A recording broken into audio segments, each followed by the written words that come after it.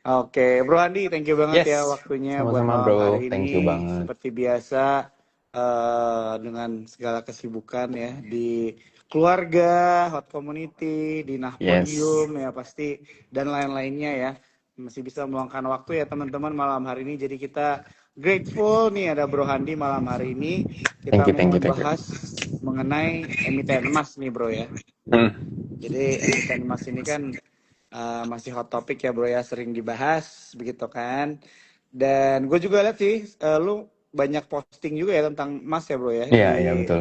di Di IG. Instagram lu ya. Mm-mm, mm. Nah ya, jadi mungkin sebelum kita lompat nih ke topik, kan kita ya hari ini naik 1,6% ya aku lihat ya. Yep, Nah, 1,06. tanggapan lo gimana nih Bro Handi mengenai market kita mungkin sampai di minggu ini kalau ada view ini gue yakin teman-teman yang nonton bakal appreciate banget. Silakan Bro. Oke, kalau sebenarnya thank you banget buat Bro Jo sama Sukor.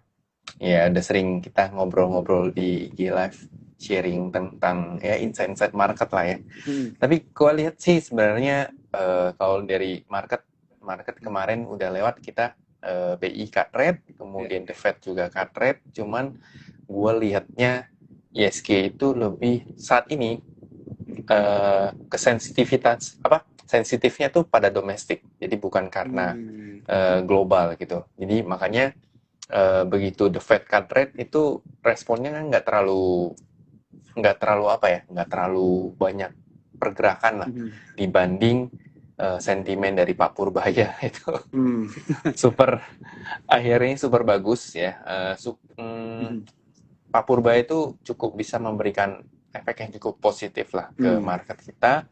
Nah, cuman permasalahannya adalah dari kalau kita berbicara soal kebijakannya, Hmm. dia kan lebih ke cenderung ke quantitative easing ya. Dalam artian Hmm. dia mengambil porsi tabungan eh, Ya. Indonesia negara ini dari BI kemudian di apa istilahnya ya, disuntikin ke Hmm. ke market gitu dan Hmm. itu butuh itu jatuhnya kan lebih ke efek negatifnya adalah di Hmm. rupiah kita. Otomatis rupiah kita akan cenderung melemah terhadap Hmm. dolar. That's why Hmm. efek kok bisa ya karena terjadi outflow baik itu Hmm. di bonds market maupun di equity market ya. Kalau kita lihat Hmm. Hmm. ID 10 years-nya kita, Hmm. saya mostly kan dari kemarin tuh sempat naik, habis itu turun lagi, tapi ini udah mulai ke cover lagi. Sorry, ID kalau harga ya. Hmm. Dari harga kan kemarin sempat turun, tapi ya mostly balik lagi di cover lah gitu. Jadi masih cukup. Ya outflow-nya mungkin di equity sih ya. Kalau kita Hmm. lihat, kalau kita perhatiin saham-saham yang di drive sama institusi asing, ya terutama kayak banking, eh, Telkom, Astra itu pasti kenanya lumayan berasa gitu. That's why Hmm. kita lihat sampai saat ini mostly masih masih banyak outflow di saham-saham Hmm. banking kita. Tapi di satu sisi ISG-nya naiknya cukup kenceng. Hari ini juga bikin ATH lagi 8125 tutupannya. Kemudian gue lihat secara teknikal targetnya mungkin ada di sekitar Hmm. 8.318 lah gitu. Jadi memang secara rupiah terhadap dolar akan melemah. Hmm. Itu eh, poin plusnya adalah kita mungkin bisa invest di dolar di mata mata uang negara lain ya. Hmm. Tapi era bonds itu udah mulai berakhir sih menurut gue ya. Ini balik Hmm. lagi ketika bonds makin terutama Indonesia ya bro, BI Hmm. itu udah apa BI rate udah turun berapa kali, Ya. itu membuat bonds yield-nya udah nggak terlalu menarik. Hmm. Kemudian orang akan mulai mencari, mungkin pilihannya ada di emas, tapi Hmm. di sisi lain saham pun akan jadi Hmm. lirikan buat orang-orang yang tadinya mungkin udah nggak di saham. Nah ini mulai mulai lirik lagi gitu. Dan gua lihat mungkin di akhir tahun ISG punya possible mungkin long termnya mungkin di 87 ya. Itu Hmm. sangat memungkinkan sekali. Terdekatnya di 8320, 8318 gitu. Nah, itu akan cukup menarik untuk market kita dan sebenarnya tadi pagi kan hari ini kan ditarik sama grup Barito juga ya, Bro. Hmm. Gua nggak, DSSA juga cukup strong hari ini, Hmm. DCII, DCDI enggak. Cuman gue lihat lebih ke grup Barito ya, lumayan sumbang sih ya. Terutama BRPT hari ini tutupan tiba-tiba ditarik, PTRO juga tadi tutupan tiba-tiba terbang lagi. Udah sempat menyentuh 6.400 tapi tutupan di 6.175 gitu. Jadi gue lihat balik lagi saat ini pergerakan ISG itu udah nggak bisa dipatokin dari banking lah, dan pergerakan ISG udah nggak bisa dipatokin dari foreign outflow inflow-nya asing gitu. Jadi patokannya adalah kita lihat dari top 10 market cap siapa yang bergerak, itu yang penyumbang pergerakan ISG lah gitu. Jadi so far yang gue lihat sih begitu, bro. Sebelum kita ngomongin emas. Ya. Oke, jadi ini insight yang teman-teman nonton malam hari ini mungkin bisa ingat ya. Jadi dengan yang dibahas oleh Bro Handi itu adalah salah satunya mungkin sudah tidak ada dampak langsung yang secara masif gitu ya dari outflow gitu kan ataupun banking gitu ya. Jadi ini mungkin ya sesuatu yang bisa kita pelajari dan perhatikan bersama ya teman-teman ya. Oke, bro, nah ini kita coba masuk ke Mas nih ya. Jadi ini teman-teman banyak juga ini yang nanya-nanya ya, ada yang nanya CDI, ya, Bumi dan sebagainya. Kalian boleh bertanya ya teman-teman di comment section atau di Q&A-nya juga boleh type aja nanti di sesi tanya jawab. Biasanya nanti kita pilihin ya. Sama Bro Handi, kalau Bro Handinya nggak mau jawabin ya kita nggak jawab guys. Canda. Canda Oke, guys. tadi yang bilang thank you for your insights bro. Oke, kita lanjut ya bro ya. Jadi mungkin pertanyaan yang very simple juga gitu ya, dan mungkin ini bisa menjadi jawaban juga beberapa pertanyaan untuk beberapa teman-teman yang bertanya malam hari ini juga gitu ya, yang mungkin belum bertanya. Sesimpel mengenai tentang alasan utama bro dari emiten emas ini. Kenapa mereka melantai di bursa bro gitu ya kan, kadang-kadang kebanyakan investor baru mungkin atau trader baru mereka ikutan aja gitu tapi nggak tahu dari real story-nya gitu kan atau apa yang terjadi. Mungkin bisa di-share dikit ya nih bro, kira-kira apa alasan utama perusahaan emas ini memutuskan untuk go public nih bro? Ya, jadi emas ini atau Merdeka Gold Resources ini tadinya adalah Pani Bersama. Pani Bersama ya. Jadi 2015 gua mungkin nih Pani Bersama ini diakuisisi. Jadi Pani Bersama ini adalah PT yang membawahi proyek dari Pani Emas proyek inilah gitu. Nah, habis itu per Juni kemarin tuh sebelum IPO tuh diganti namanya. Baru diganti jadinya Merdeka Gold Resources gitu. Nah, proyek ini sebenarnya dari awal tahun 2000, seingat gue dulu pas kemarin gue sempat ngulik prospektusnya. Jadi dari 2020 sampai hari ini itu adalah masih masa pembangunan atau pembangunan infrastrukturnya segala macam lah. Jadi benar bahwasannya ini proyek itu ini saham atau ini perusahaan ini belum ada cash flow, ya wajar karena dia masih membangun proyek, dan ketika proyek ini dibangun tentu dia akan menggunakan uangnya induknya, which mean adalah si Merdeka Copper Gold ya, si MDKA gitu. Jadi wajar banget lah misalkan ini ada orang tua mau ekspansi anaknya, mau suruh belajar bisnis, ya pasti orang tuanya akan support secara modal gitu kan, itu wajar. Dan once ketika anaknya udah bisa mencetak cash flow segala macam, pasti ada niatan dari anaknya itu untuk membalikan utang, ya mungkin dianggap utang bagi si anaknya, ya wajar banget. Jadi alasan, karena banyak yang beredar, oh ini IPO-nya untuk bayar utang, ya utangnya kan ke induk gitu loh, bukan utangnya ke pihak third party apa segala macam. Jadi sangat wajar banget kalau dia bayar ke induknya gitu. Itu satu. Yang kedua, perusahaan ini, emas ini tuh nggak lagi ngejar untuk bisa cetak cash flow. That's why dia punya dua program yang menurut gue untuk memproduksinya, yaitu pertama heap leads ya. Yang pertama itu istilahnya kayak dia mengelola kapasitas sekitar 7 juta ton ya per tahun itu untuk menciptakan cash flow-nya dulu. Habis itu dia baru masuk ke carbon in leads ya. Nah, masalahnya 7 juta ton per tahun itu emasnya itu enggak sebagus katakan misalkan emasnya si BRMS gitu. BRMS itu punya gold rate itu sampai 7, sedangkan si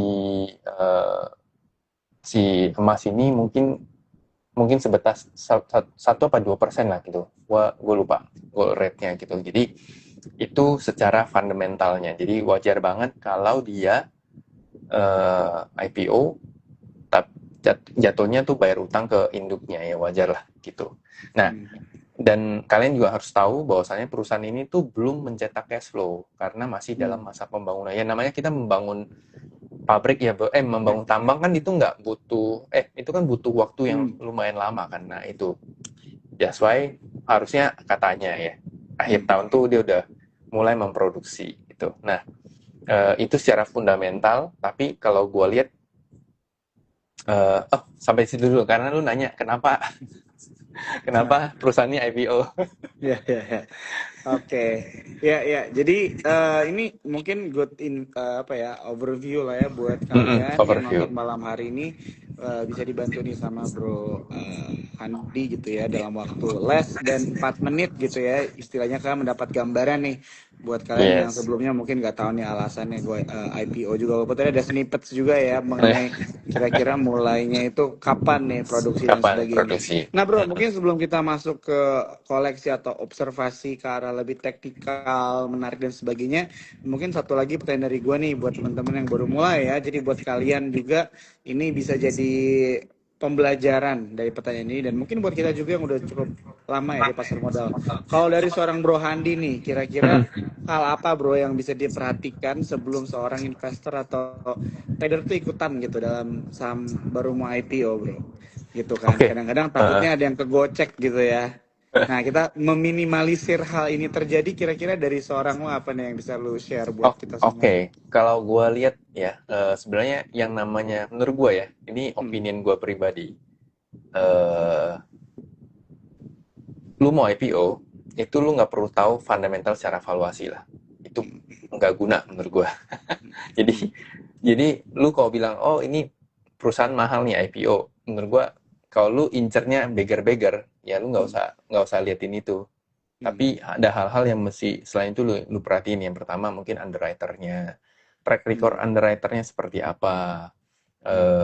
Misalkan kita sebut yang perform 2-3 tahun ini, misalkan kayak KI, KI, LG, kemudian HP, ya termasuk Sukor, AZ juga perform. Kita di Ratu ya kalau nggak salah ya. Ratu apa CBDK? Ya. Ya, itu kan juga cukup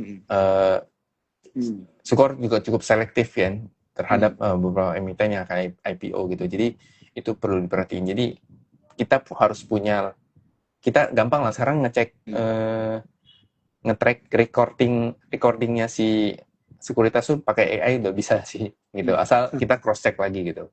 Nah itu udah sangat gampang. Kemudian yang kedua, kita lihat penjatahannya, bukan penjatahannya, free floatnya berapa. Dia lepas ketika dia akan IPO, dia melepas porsinya berapa gitu. Kalau dia cuma lepas 10%, mostly 90% itu nggak akan terjadi exit liquidity. Ngapain dia cuma lepas 10%, repot-repot harus IPO, dan IPO itu cost-nya tuh nggak murah gitu loh, mahal. Ngapain gue cuma lepasin 10% buat exit liquidity, itu nggak berguna. Itu maksudnya secara bisnis tuh nggak masuk logika lah. Tapi kalau dia lepas, katakan dia lepas sahamnya itu mungkin katakan di atas 30%, di atas 50%, nah itu ada kemungkinan dia akan melakukan exit liquidity. Jadi angka itu mesti diperhatiin. Jadi kalau dia cuma kayak 15%, 20% ya is okay gitu. Nah, gue kemarin baru nulis, tadi gue belum ngepost sih, apa bedanya ketika brand sama Goto. Ya, dari sisi penjatahan, Goto itu terlihat lepas ke publik itu cuma 3,4%. Ya kan? Tapi kita ngelirik lebih dalam, dia bagi ke jatah karyawannya udah 9%, artinya udah 12%. Terus ada green shoe-nya 15% ya. Akhirnya juga green shoe-nya dilepas gitu. Jadi total-total tuh sekitar 30% ke atas. That's why Goto tidak terlalu perform dibanding misalkan brand. Brand itu cuma lepas 4%, 3,4 atau 4%. Itu tanpa embel-embel yang lain gitu. Nah, kita lihat aja dari 780 brand IPO sampai 11.000, 15.000 itu peaknya gitu. Jadi naik sekitar 1.000%-an gitu. Nah, itu salah satu. Kemudian yang kedua, ini terkait dengan euforia orang. Kita lihat, misalnya kita bandingin Goto. Goto itu euforianya adalah bahkan orang-orang yang tidak pernah trading di saham, tidak pernah aktif trading di saham itu ikutan juga. Baik, dan kita bandingin sama apa? Bandingin sama brand. Brand saya itu gue inget banget banyak orang bilang valuasinya mahal nih, terus bayar utang lah gitu tuh. Dan begitu di IPO perform gitu. Kemudian tapi kan kalau kita lihat jadi gini-gini kok, ya kita lihat itu another opsi yang bisa kalian pertimbangkan adalah grupnya. Kita lihat grupnya si brand Barito itu kan selalu pertama dia selalu IPO dengan valuasi yang tinggi, itu udah wajar. Karena apa? Tapi dia IPO dengan melepaskan saham yang kecil. Kenapa? Karena nanti nextnya Barito Group itu suka yang namanya corporate action, entah itu right issue, entah itu stock split, entah itu private placement, segala macam. Pokoknya kalian perhatiin ya, kalian korek yang namanya Barito gitu. Lihat aja TPIA udah stock split berapa kali, BRPT udah stock split berapa kali gitu. Bahkan PTRO juga udah gitu. Nah, itu bisa kalian lihat lah gitu. Jadi dari faktor-faktor itu, syarat-syaratnya itu kan kalian harus lihat, perhatiin. Ya, cuman yang sekarang yang paling gampang adalah lu lihat grupnya. Memang kalau kita berbicara emas, grupnya dulu MBMA sama MDKA itu pas IPO cuma naik 11% di hari pertama. MBMA cuma 6%. Nah, cuma ada yang gue lihat dari faktor pembeda dari si emas inilah. Yang pertama, dari sisi underwriter, walaupun dia ada LG, ada PD, tapi ada DH. Dan DH ini megang porsi paling gede, gitu. Ya, LG ini cuman partisipasi admin, gitu, kalau nggak salah. Tapi, dan dia masih ada anak-anakannya lagi. Cuman yang porsi yang paling gede adalah di DH. Kedua, penjatahannya itu cukup terbilang dikit lah. Orang ya amount di atas 100 juta itu baru dapat 4%-an. Jadi, bahkan yang lu ngebit 100 juta ke bawah itu cuma dapat 1%. Gue punya teman ngebit 80 juta cuma dapat 1 lot. Jadi kalau gue lihat penjatahannya itu kemungkinan besar tidak akan terjadi exit liquidity. Enggak arah itu possible-nya sangat kecil banget gitu menurut gue. Itu satu. Kedua, kita lihat contoh hari ini ya. Tadi ada yang bilang kok PD jualan banyak bener. Coba teman-teman cek antara PD itu jualannya ke siapa. Dan pinternya PD itu jualan dari nego. Nah, PD itu buang barang. PD itu buang barang, yang makan itu adalah PP. PP itu Aldicita Sekuritas. Aldicita Sekuritas. Itu juga salah satu underwriter-nya. Nah, PD itu hari ini buang hampir habis. 1,5 triliun. Dia punya share itu 1,6 triliun lah. Dia buang hampir habis, sekitar 550.000 lot ya. Itu hampir habis. Kemudian LG beli lagi, DH beli lagi. Nah, artinya apa? Kalau berdasarkan yang gua analisa, ini barang belum didistribusi. Artinya belum distribusi lah. Dan masih diakumulasi. Kalau kita lihat dari regulernya, kalau cek broker summary di regular, itu yang dapat kan cuman sekuritas-sekuritas yang bukan retail lah istilahnya gitu. Bahkan yang hari ini jualan, kalau kita cuman cek di regular doang, itu kebanyakan retail yang buang gitu. Karena retail pada takut. Padahal kalau kita lihat proxumnya hari ini, yang terjadi adalah crossing barang. Jadi dari PD ke si PP gitu. gitu. Itu yang Kayak gue divisi PP. Ya. itu bro kayak yang gue lihat sih.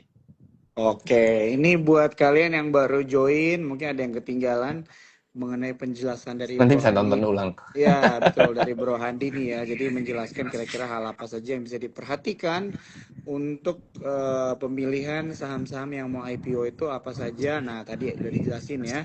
Jadi nanti kalian bisa nonton dari awal kalau misalnya ketinggalan, karena seperti biasa Instagram Live ini di-upload ya di Instagramnya Yes. Support Sekuritas.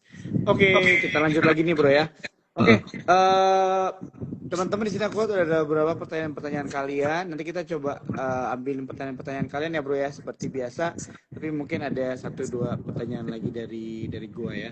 Mm-mm. Oke, jadi gue mau tahu aja nih pendapat lo mengenai Ya. sektor emas gitu ya. Jadi kan dengan penurunan suku bunga dari The Fed, BI gitu kan, terus Pak Purbaya yang agresif dan cowboy ini begitu Uh-uh. kan. Nah, kira-kira ada nggak bro? Pasti ada sih menurut gue ya dampaknya terhadap minat trader atau investor nih di sektor emas gitu bro. Kira-kira tanggapan lu gimana nih? Gue lihat kalau sektor emas Hmm. tuh gua rasa harusnya masih ada nafas Hmm. lah untuk Ah. bisa naik. Terbukti hari ini Archie masih naiknya cukup Hmm. kenceng. Hmm. Archie itu hari ini naik 1060 ya. Ya 1080 Hmm. bahkan. Naik dengan volume yang cukup besar dan juga berbobot. Jadi gua rasa masih cukup bagus, harta juga masih naik, goldnya sendiri juga masih ATH, ya, aman Ya, hari ya. ini naik 2%, PSAB naik 3%, Antam dikit, dan bahkan BRMS setelah kemarin masuk di rebalancing apa bro, gold, Apa ya indeks gold kemarin apa ya? gitu Ya, namanya, ya, ya, gue gold, kurang gold familiar ya. jadi gue nggak gitu Ya, ingat. ya. Hari ini bahkan naik 12% lagi, jadi gue Hmm. rasa mungkin kalau teman-teman baru mau beli, baru mau masuk sekarang, itu mungkin secara posisi udah nggak terlalu safe lah. Hmm. Resikonya udah cukup meningkat Hmm. gitu. Kemudian bukan FTSE, ada gold Bukan, mining, bukan, gold bukan. ya bukan. Dan gue lihat Hmm. MDKA sendiri ya mungkin karena efek dari emas ya. Jadi harusnya sebenarnya NDK sendiri itu nggak boleh jebol 2400 lah. Itu krusial Hmm. menurut gua. Nah, sisanya kalau yang masih punya hold saham emas ya Hmm. jaga trading stop aja lah gitu. Karena di spot kan juga ada Ya. order untuk trading stop gitu. Jadi lebih gampang. Kemudian kalau yang baru mau masuk tuh menurut gua agak susah sih. Hmm. Karena secara posisi resikonya udah cukup tinggi. Jadi Hmm. kalau kalian bisa nyopet segala macam day trade short siapa jangka pendek ya boleh, Hmm. tapi kalau enggak ya jangan sih. Oke. Gitu sih bro. Oke, thank you Bro Mm-mm. Andi ya untuk penjelasannya. Mungkin buat kita-kita dari penjelasan tadi sebenarnya bisa dibilang juga kita itu jangan FOMO juga ya, teman-teman melihat dengan pergerakan saham-saham sekarang gitu lagi ya. Jadi inilah hal-hal yang perlu kita perhatikan bersama. Oke, ini tadi udah dijawab Bro. Jadi ininya Vanek ya, Vanek Gold ETF. Organic Gold Oke. ETF ya. Thank you, Ya, thank ya. you. Oke. Nah, mungkin kita coba lompat-lompat aja ya, Bro ya, ngambilin Mm-mm. pertanyaan teman-teman yang malam hari ini bertanya nih. Biasanya kalau lu rame nih yang nanya-nanya. Kalau gua doang ntar. Iya. Tadi ada Oke. yang nanya. Jadi besok Ah, gua rasa besok masih akan arah sih si Mas. oke, Karena oke. hari ini kan arahnya 2,5 juta lot. Jadi harusnya Iya. mungkin besok kalau kurang mungkin sekitar 2 juta lot lah. Oke. Gue mau nanya nih, kalau misalnya Mm-mm. dari level confidence lu ya, let's say 1 sampai 100%, hari kedua arah, hari ketiga menurut lu arah nggak? Ma- Masih sih harusnya. Masih juga. Maksimal menurut gue ya 7 hari 5 hari arah lah Berarti satu menurut gue minggu ini lah ya. ya 1 minggu ini. Tapi Wah. kalau di atas itu gue nggak tahu sih, gue harus lihat Hmm. ya paling gampang sih sebenarnya lihat arahnya udah Pergerakan berapa juta lot hariannya ya. ya. Ya. Ya, ya, ya. Oke, oke kita coba nih ya, ambilin beberapa pertanyaan teman-teman. Jadi gue pin juga nih. Ini Mm-mm. gue penasaran nih sama yang ini bro, karena gue juga udah lama nggak mendengar saham ini BNGA nih bro. Udah lama Waduh. sideways gini, gimana nih bro? Secara teknikal menurut lo apakah ada secerca harapan untuk BNGA nih? Secara volume hilang, nggak Hmm. terlalu oke. Sideway iya. Hmm. Coba gue lihat ya. Cenderung belum ada akumulasi yang cukup oke. Hmm. Sehingga gue biasa BNGA itu naik lebih ke sentimen apa? Dividen. Karena dia Hmm. salah satu kan dianggap sebagai mini BCA ya, dia sama Hmm. NISP ya. Ya jadi gua rasa secara ini masih sideway. Buat trading mungkin nggak terlalu menarik lah menurut gua sih. Hmm. Oke. Oke, itu untuk BNGA ya. Mm-mm. Thank you Raharjo Muhammad. Oke, kita Oh lanjut iya lagi. Ini betul. ada pertanyaan. BNGA mau spin off. BNGA sama BTN juga mau spin off kan Hmm. syariahnya. Oke. Cuman ya dari chartnya nggak ada respon apa-apa. Belum ada ya. Belum ada. Iya. Padahal kalau infonya udah keluar biasanya udah bereaksi duluan ya ininya Yes. harganya. Mm-mm, mm-mm. Oke, tapi ini mungkin bisa jadi PR juga teman-teman kita Iya, bersama saya ya. Jadi perhatiin. kita memperhatikan bersama juga. Oke. Ada yang bertanya ini nih, kita pilih yang ini ya. Oke. Nah, ini dia. Adro gimana, Bro? Tanggapannya? Ada hari ini naik ya. Mm-mm. Dari Satra Nagara nih bertanya, izin analisa kenaikan Adro, terima kasih. Ini coba kita pilihin yang bilang-bilang terima kasih aja ya. Canda ya teman-teman ya. Anda Oke, ini teman-teman. semuanya kita pilihin, kita semuanya pilihin. Adaro hari ini sebenarnya kenaikannya nggak terlalu ada akumulasi, tapi hanya ada crossing sih. Mm-mm. Crossingnya gede lagi. NI ke JP Mm. itu ZP itu sekitar 18 miliar, 160 juta lot, 106 juta lot. Eh, tapi gua ngerasa mungkin kenaikannya nggak terlalu jauh sih, karena kenaikan Mm. hari ini tidak disertai dengan volume yang cukup besar. Mm. Eh, mungkin paling kuat, mungkin dia akan naik. Sorry, sebentar. Mungkin gua rasa bisa naik ke level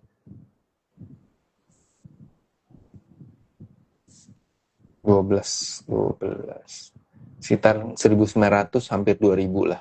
Mungkin itu Mm. target terdekatnya dia sih. Cuman katalis yang gue hari ini nggak tahu ya katalis apa. Oh, Gue lihat naik oke. sih, ADMR juga naik kan soalnya. I see. Tapi kalau untuk trading menurut lo Adro oke nggak, Bro? Masih For oke sih. now, masih oke ya? Trading jangka pendek oke lah gitu. Mungkin gue nggak tahu, mungkin sentimen grupnya kali ya. Kan Hmm. Merdeka, Adaro itu kan satu Tohir. Hmm. Oke, thank you banget bro ya. Thank you. Kita lanjut lagi. Ini ada, nah ini tadi kita sempat tuh bahas di awal sih ya. PTRO nih bro, gimana? PTR masih bisa naik nggak? Aduh, hari ini udah naik 6.400. Harusnya masih bisa naik. Gue Hmm. lihat ya. Karena yang Hmm. beli hari ini dan naiknya sore-sore barengan sama BRPT. Ya. Cuman mungkin kalau besok buat trading jangka pendek, menurut gue BRPT justru lebih menarik sih dibanding Hmm. PTRO. Ya PTRO bisa naik sih. Urutannya Ya. mungkin BRPT, PTRO, CDIA, Cuan, baru Brand. Brand. Nah, ada yang nanya kenapa Brand susah naik? Ya karena lagi Hmm. mengatur free float-nya guys. Jangan sampai jangan sampai gagal lagi lah istilahnya gitu. Jadi kalau ada yang keluh kesah kenapa Brand nggak kemana-mana, ya ada tujuan yang lebih mulia lah gitu kan, daripada hanya sekedar kesenangan semata sementara. Oke, itu ya PTRO udah dijawab. Tadi ini ada beberapa kalian bertanya PTRO juga jadi sudah dijawab. Oke. Nah, ini gue ada pertanyaan nih sama Bro Handi ya. Mungkin intermezzo lah ya. Jadi ini gue juga jarang nih tanya sama Bro Handi. Kira-kira tadi kan gue pertanyaan gue adalah untuk trading oke nggak gitu kan? Ya ada yang oke, ada yang enggak. Menurut lo Bro untuk minggu ini ada nggak yang menarik nih Bro untuk ditradingkan Bro saham Saham ya. dari analisa lo? Ya. Gue lihat eh BRPT itu salah satu ya, karena Hmm. hari ini cukup gede. Terus gue lihat eh Bumi mungkin buat besok masih ada sedikit kenaikan, tapi nggak terlalu yang jauh. Mhm. Bentar ya, bentar bro. Gue tiba-tiba lu nanya gitu, gue lupa. Untuk BRPT, walaupun udah hari ini naik 4,66 masih tetap menarik ya bro ya istilahnya ya Untuk buat short term ini. oke lah, iya. Hmm. Mungkin Oke. range sampai 3.500 tuh kayaknya masih dapat deh gitu. Hmm. Gua rasa masih cukup oke sih gitu. Terus sebentar. Gua harus lihat watchlist gua dulu. Hmm. Ini buat teman-teman ya yang nonton malam hari ini kita coba tanyain. Tapi tetap ya sambil mungkin Bro Andi lagi lihat watchlistnya, eh, aku mau ingatin buat semua jalan kalian ini tetap balik lagi ke keputusan kalian masing-masing ya. Tetap terus do your own research juga. Oke, silakan gua Bro. lihat cuan kalau Mhm. dia koreksi tapi nggak lewat 15.50 tutupannya, menurut gua cuan itu bakal bisa ngebreak karena dia ada pola Hmm. triangle. Kalau misalnya teman-teman lihat di daily, ada triangle yang cukup bagus, volumenya juga ada, jadi harusnya cuan mungkin akan bisa ngebreak level resist itu di 1680 lah gitu. Itu menurut gua cukup oke. Mhm. Terus CDA mungkin kalau buy on weakness masih oke sih. Mungkin CDA Hmm. kalau misalnya dapat di 1630, 1650 itu masih cukup Hmm. bagus lah. Dia rally cukup panjang dari 1300. Ini mungkin masuk ke fase koreksinya, corrective wave-nya mungkin di sekitar sampai 1600 lah mentoknya sih. Gua lihat terus WiFi Inet juga. WiFi ada triangle juga. Kalau misalnya teman-teman lihat ya, tarikan dari 22 Juli, kemudian high-nya high 22 Juli, 27 Agustus, kemudian bawahnya juga low-nya Hmm. kan di 8 Agustus sama di 9 September. Jadi itu ada sedikit seperti triangle. Nah, itu juga ada potensi bisa ngebreak, apalagi sempat ada berita WiFi ini kemungkinan besar pengumuman ini ya, Hmm. pengumuman lelang frekuensi gitu. Ya. Nah, itu boleh diperhatiin sih. Itu sih, Bro. Oke, thank you banget ya Bro Andi ya. Thank you, Ini Bro. nggak biasanya nih yang gue minta Iya, enggak ya. rekomendasi buat teman-teman ya. Jadi malam hari ini spesial. Jadi mungkin saham rekomendasi ini bisa jadi watchlist kalian lah ya istilahnya. Jadi tetap lakukan analisa tambahan, tapi ini bisa mengerucutkan pemilihan-pemilihan saham-saham untuk trading ya Bro ya. Jadi Betul, jangan betul. lupa trading plan Good kalian trading ya. plan. Ya, jadi saham di momen ini mungkin bagus gitu ya, tapi kalau kita salah trading mungkin nanti akhirnya kita harus cut Carlos. loss gitu ya. Nah, itulah Iya. yang kita mau hindari ya, teman-teman ya. Oke, eh sebelum kita lanjut, teman-teman, di sini aku mau ingetin sekali lagi, Instagram Live ini seperti biasa kita rekam, jadi jangan khawatir, kalian bisa nonton dari awal. Tadi Bro Handi udah banyak banget nih ya menjelaskan mengenai insight dia atau pendapat dia mengenai market kita saat ini, bahkan mengenai emiten emas dan juga sektor emas juga ya. Dan kalau misalnya kalian mau ada merchandise menarik dari Sukor, nanti akan dipilih satu orang. Yang perlu kalian lakukan hanya screenshot aja ya IG live ini, jangan lupa post di story kalian, terus tag Instagram Sukor dan juga Instagramnya Bro Handi. Yes. Oke Bro, kita lanjut lagi. Ini ada beberapa nih yang nanya SSIA Bro. Oke. Ada tanggapannya nih nggak Bro mengenai SSIA? SSIA hari ini ada rebound. Oh, by the way, Bro. Kan lu ada satu pemenang kan? Ya. Ntar gue kasih baju tai gue. Woi.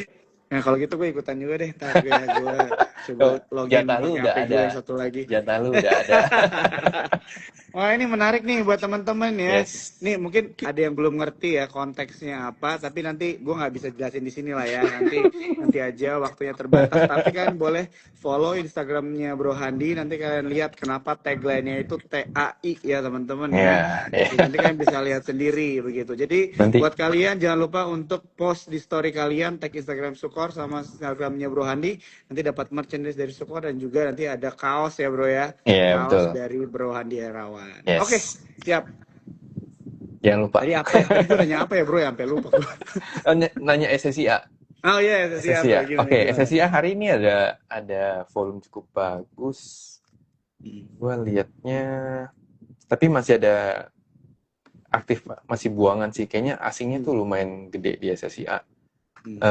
Mungkin kalau hari ini rebound, maksimal mungkin bisa balik ke 2000 sih.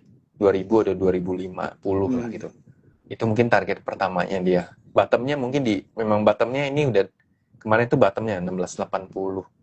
Jadi harusnya mungkin next ini mungkin balik ke sekitar 2000 sampai 2050 sih gue lihat. Oke. Oke, itu untuk SSIA ya teman-teman SSI ya. ya betul. Oke, ini tadi ada yang nanya lagi, coba ya gue cari ya tadi pertanyaannya gue udah ingat sih. Oke, ini aja bro, langsung PGO nih. Tadi ada yang nanya PGO. PGO ini, cuma sambil gue cari, oh ini dia nih, baru gue pin nih. Nah, dari Wahyu, PGO kok baru reborn kok, apakah menarik di mana sektor EBT Adrokin brand yang sudah naik duluan? Gimana nih bro tanggapannya untuk PGO? PGEO sebentar. Bagus sih, hari ini flow-nya cukup bagus. Hmm. Cuman tadi kayaknya ada sentimen ya. Ya, bentar, gue lagi cek mendukung. Oh, ini terkait ini sih, sentimen soal dia mengembangkan ekosistem panas bumi ya di Indonesia itu untuk mendukung ketahanan energi nasional. Nah, itu sentimennya si PGO. Itu gue lihat hari ini rebound, besok kalau dia pagi-pagi mungkin ada koreksi ke 1375, 1380, itu mungkin bisa dimanfaatin untuk trading, untuk masuk, untuk entry ya. 1360, 1350 cukup oke. Mungkin kalau dia turun ke situ targetnya mungkin nanti baliknya mungkin sekitar 1430 sampai 1450 sih. Itu gue lihat si PGO bro. Oke, itu untuk yang PGO ya buat teman-teman ya. Kemarin PGO ini sempat masuk saham rekomendasi lu juga nih yang kita bahas bareng ya bro ya. Iya betul. Ya, Udah lama untuk itu ya. 1.700 ya, Betul. 1.400 gue masuk 1.700 keluar sekarang turun lagi, sekarang mau naik lagi nih ya. Oke, jadi mungkin nambahin dikit ya, poinnya adalah teman-teman jangan lupa TP juga ya. Gitu, jadi harus bisa berani juga untuk take profit. Oke, kita lanjut lagi nih, menarik nih. Ada pertanyaan mengenai, gue pengen tahu nih pendapat lu bro mengenai saham-saham rokok nih gimana nih? Ada yang nanya tuh, nama story. Saham-saham rokok ya, ini saham-saham rokok kan lebih ke sentimen ini ya, Betul, apa? cukai. Cukai. Ya. Tapi kan kemungkinan kan cukainya nggak dinaikin. Itu Hmm. mungkin jadi sentimen cukup bagus buat Hmm. rokok. Tapi apakah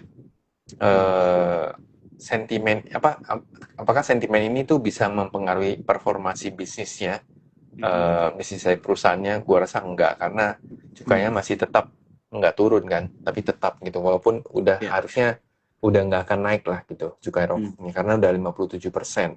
Ya. Paling ya mudah-mudahan dengan dibasminya rokok-rokok ilegal itu kemungkinan besar ya mungkin setidaknya bisa nge-increase performa penjualannya lah kayak gitu bro. Cuman gue hari ini lihat banyak saham-saham shooting star ya, HMSP, Gudang Garam, ya kemudian WIM, ya. Jadi harusnya ini mungkin masuk ke fase dia koreksi. Mungkin untuk sementara akan konsolidasi sih kalau gue lihat. Oke, itu ya untuk saham-saham rokok ya teman-teman ya. Kita lanjut lagi. Ini menarik nih ya. Gue baru perhatiin juga nih. Ini nggak masuk ke radar gue nih, Bang Permata ini bro. Oh, BNLI. BNLI. Iya. BNLI iya, kenceng banget ya, 49. Ya buat kalau udah posisi begini mah kalau yang punya ya tinggal jagain TS. Cara jagain TS-nya gimana sih? Kalau gue sih biasa rules-nya adalah 5% dari high-nya saham di detik itu. Ini misalkan 1000, kemudian ntar sesi 2 dia naik ke 1500. Ya udah, trailing stop-nya ikutan naik gitu. Oke. Itu. Cuman gue nggak tahu sentimen BNLI apa. Iya sama gue juga. Baca-baca tapi gue lupa. Karena gue nggak punya bro. Iya gue juga. Gak masuk watchlist gue juga biasanya. Iya nggak punya. Jadi gue nggak pernah lihat.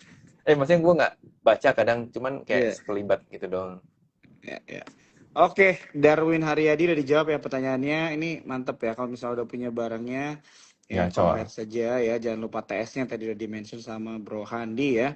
Oke, kita lanjut lagi. Saham hoki bro, nih gimana prospeknya sehubungan dengan MBG nih? Yes, hoki gue hari ini ada nyicil sih hoki ya. Buy on weakness, gua rasa hoki itu di atas 90 masih cukup oke, tapi mungkin kalau mau dibatasin tuh jangan sampai di bawah 86. Karena kalau di bawah 86 tutupan tuh mungkin agak kurang bagus. So far, kalau misalnya yang bisa kita lihat adalah penurunannya udah terbatas. Secara daily, dia sudah tidak bikin low, bahkan udah mungkin sedikit lagi kalau misalkan besok atau seminggu ke depan dia akan tutup di atas 100, kemungkinan dia udah terkonfirmasi akan balik arah. Nah, targetnya di mana? Gue lihat kemungkinan target jauhnya di sekitar 130 sih itu. Kuncinya adalah dia harus ngebreak 100-nya. Tutupan di atas 100 atau 100 itu udah mulai terkonfirmasi dia akan terjadi pembalikan arah. Secara volume cukup bagus. Either dia koreksi bahkan 2 hari terakhir dia tertahan, volumenya itu jauh di atas rata-rata ketika volume harian sebelum tanggal 17 September. Jadi ya mungkin ini juga sentimen terhadap MBG. Beberapa sektor consumer juga hampir beberapa saham di sektor consumer juga cukup bagus. Gua rasa akhir tahun ini sampai tahun depan tuh akan balik eranya sektor consumer sih. Jadi sektor consumer tuh teman-teman jangan sampai miss. Oke. Sektor konsumer ya, ini bisa jadi watchlist kalian juga untuk diperhatikan ya. Oke, tadi gue barusan mau nanya, kira-kira selain dari MBG ini ada nggak sentimen lain? Nah, terus lu langsung lanjutin semuanya. Jadi ini bagus nih buat teman-teman ya untuk info-info yang perlu mungkin kalian tahu. Ya mungkin teman-teman nanya, emang kenapa gitu ya? Kita lihat sebenarnya nggak cuma MBG doang, tapi melihat targetnya dari pemerintahan Pak Prabowo yang udah nggak target prioritasnya adalah pembangunan seperti 10 tahunnya Pak Jokowi. Nah, gue melihat 5 tahunnya Pak Prabowo ini kemungkinan akan seperti pemerintahnya SBY lah, di mana mereka akan mencoba untuk mendorong GDP-nya naik di atas 6-6,5% di tahun depan, bahkan 2 tahun lagi. Kemudian money supply-nya cukup bagus di masyarakat, sehingga perekonomiannya bisa hidup lagi, ya.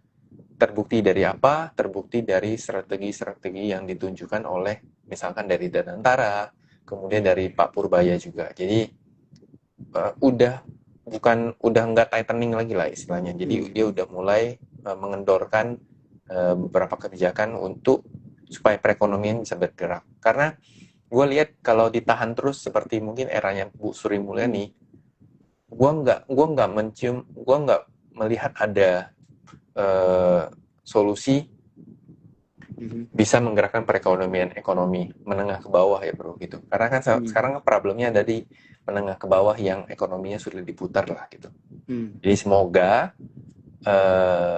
dengan ada program-program seperti ini ekonominya makin hidup lagi, konsumsi rumah tangganya hidup lagi lah istilahnya, kalau misalnya buat gampangnya konsumsi rumah tangganya bergerak lagi, otomatis di saham itu kemungkinan sektor consumer, kalau misalnya teman-teman cek di era Pak SBY itu yang berjaya adalah sektor consumer. Jadi mungkin itu bisa jadi watchlist kita lah. Gitu sih. Oke, sip. Thank you bro ya. Dan mungkin melanjutkan dari yang barusan lu jawab ya, maksudnya jelaskan mengenai sektor yang manggung selanjutnya gitu kan,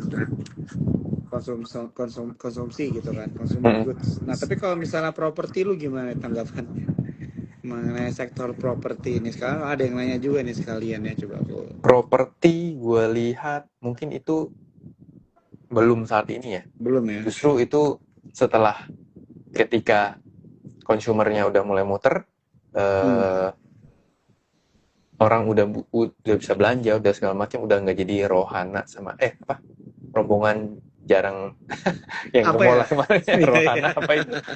Setelah itu udah nggak ada, harusnya sektor properti mungkin bisa bergerak lah. Mungkin kalau sektor properti itu nggak secara keseluruhan akan gerak sahamnya, tapi mungkin selektif lah gitu. Nah, tadi pagi tuh gue baru nge-call SMRA gitu. Nah, something good mungkin entah itu dari dia bakal IPO anak perusahaannya, walaupun sempat terakhir dikonfirmasi masih delay, tapi secara pergerakan ya Mungkin untuk mid term oke sih SMRA gitu. Itu sih Oke. bro. Siap. Rojali rombongan Raja Rangbili. Tuh bro. Rohana rombongan apa ya? Nggak tahu. Rojali, ya. Oke, siap. Teman-teman ini udah banyak banget ya pertanyaan yang dijawabin sama Bro Handi. Kita masih ada sekitar 5 menit lagi. Nanti kita coba pilihin pertanyaan-pertanyaan kalian juga ya. Kalau misalnya ada pertanyaan, langsung aja di comment section. Ini ada beberapa yang pertanyaan kalian tuh udah dijawab tadi ya di awal. Jangan khawatir, nanti nonton aja dari awal ya. Jangan cuma buat nyari pertanyaan kalian, tapi dengar juga ada banyak insight yang dikasih sama Bro Handi ya. Dan juga kita akan kasih satu hadiah ya, merchandise dari Sukor buat kalian yang post screenshot Instagram live malam hari ini. Jangan lupa tag Sukor dan juga Instagramnya Bro Handi. Dan juga nanti ada merchandise menarik ya, t-shirt Ya. dari Bro Handi ya, dengan tulisan TAI ya. Nah itu nanti Yes. kalian cek aja Instagramnya Bro Handi nih. Ditunggu. Ceritanya di balik itu semua apa ya. Oke, kita lanjut lagi. Oke, ini udah ada beberapa kali nih ya. Koin bro, saham koin nih. Coba kita lihat gimana bro, secara teknikal untuk saham koin. Koin ya. Koin. Harusnya eh sorry, bentar. Gua Hmm. lihat harusnya bisa gerak sih. Oh, Rohana itu rombongan hanya nanya. Oh, Baru tahu gua. Oke. Terima kasih teman-teman yang udah nonton ya, yang ngasih tahu informasi ini. gua rasa koin itu kalau dia nggak nge-break 2200, dia ada potensi mungkin bisa balik ke 2530 sampai Hmm. 2600. Itu target dari si koin sih. Gue lihat cukup menarik. Hari ini Broksumnya retailnya di kanan, jualan YPX, LNI, XC. Ya, Hmm. sedangkan yang kirinya ada AK, ada CC, SQ, HP, MG, YB. Jadi harusnya nggak besok, mungkin seminggu ini mungkin bisa gerak sih. Gue lihat sih. Hmm. Asal 2200-nya jangan jebol. Oke. Oke, itu untuk koin ya, karena tadi di Koin sini bro. ada beberapa teman-teman yang bertanya mengenai saham koin.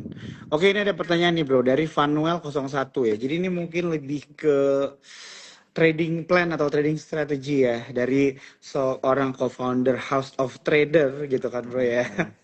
Cara TP yang bener tuh gimana bro katanya. Kemarin jual Cara bumi di 120. Oke, kita mungkin nggak lebih ke buminya nih bro ya, lebih ke arah strategi TP itu gimana bro gitu kan istilahnya mempersiap apa ya, ya lu ngerti lah ya maksud gue ya, maksudnya kayaknya tadi yang udah kita bahas di awal nih, padahal ada orang yang susah TP nih bro kan, yes, yes, pas yes. udah TL baru dia bisa gitu kan. Gimana nih bro tanggapannya? Sebenarnya kalau cara TP yang paling paling mudah, yang paling paling kita bisa belajar ya sebenarnya kita bikin trading plan.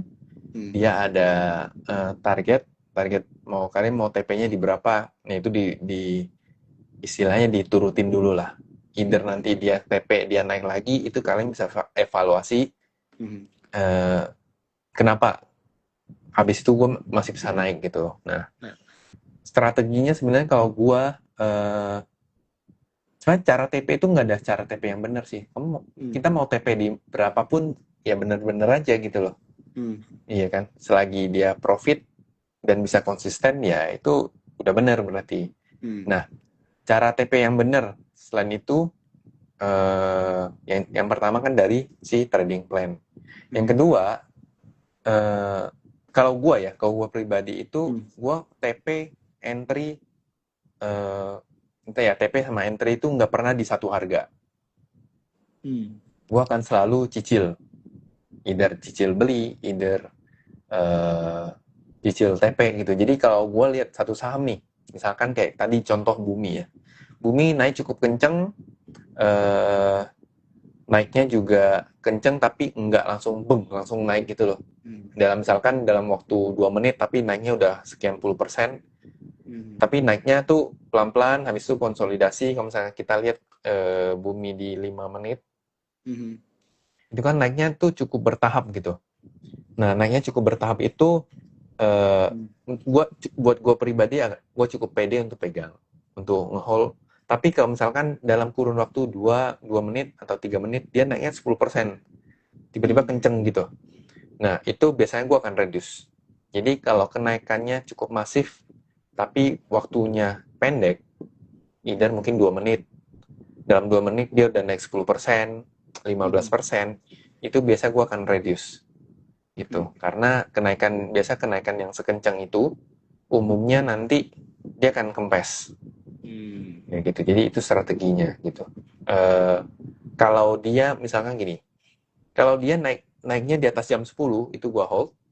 Kalau dia naiknya di akhir sore, di mungkin setengah jam atau 1 jam sebelum penutupan, itu gua akan hold juga karena biasanya di jam-jam itu yang masuk itu jelas bukan retail. Kemungkinan itu either Hmm. mungkin big player-nya atau mungkin ya institusi yang masuk gitu, itu jauh-jauh Kayak lebih kuat PTRO lah. dong, tadi cepet banget tuh katanya ada tuh. Apa? Kayak Kayak PTRO dong, PTRO tadi ya, cepet PTRO banget. kan sempat 6.400 habis itu kan Hmm. turun ke 6.000 lagi.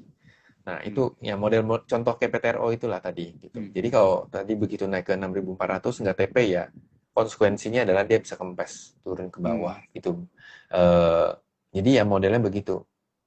Jadi sebenarnya gini bro, Hmm. TP itu ya kita eksekusi trading itu kan nggak ada istilahnya, nggak ada pakemnya lah, nggak Hmm. ada ini loh cara yang benar gitu. Hmm. Secara presisi itu nggak ada karena tiap saham, tiap waktu itu sangat-sangat dinamis gitu Hmm. caranya. Jadi yang bisa gua tanemin di diri gua adalah TP itu nggak bisa maksimal di pucuk satu, beli nggak bisa paling bawah gitu.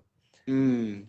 Jadi kalau misalkan kira-kira naik naik naik naik, naiknya cukup kenceng di dalam waktu yang singkat mungkin kayak 1 apa 2 menit, tapi naiknya udah 10%, ya Hmm. biasanya nggak ada salahnya kita reduce atau jual gitu.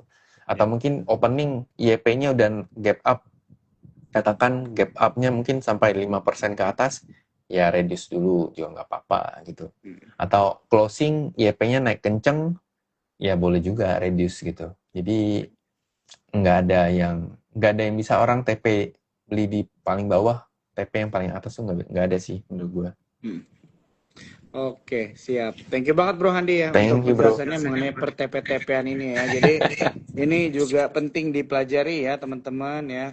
Apalagi kalau misalnya ada pertanyaan seperti itu kan berarti memang masih ada kebutuhan ya Bro ya di pengertian gitu kan, mengenai sesimpel mengenai track take profit begitu Mm-mm, kan. betul. Oke, ini soalnya contohnya kayak ada Ibu Dewi Tuti Triana nih ya, dia bilang habis TP besokannya terbang nangis nggak tuh. Nah, ini mungkin satu hal juga bro ya, jadi kalau dari gua ya mungkin jawabannya bisa beda.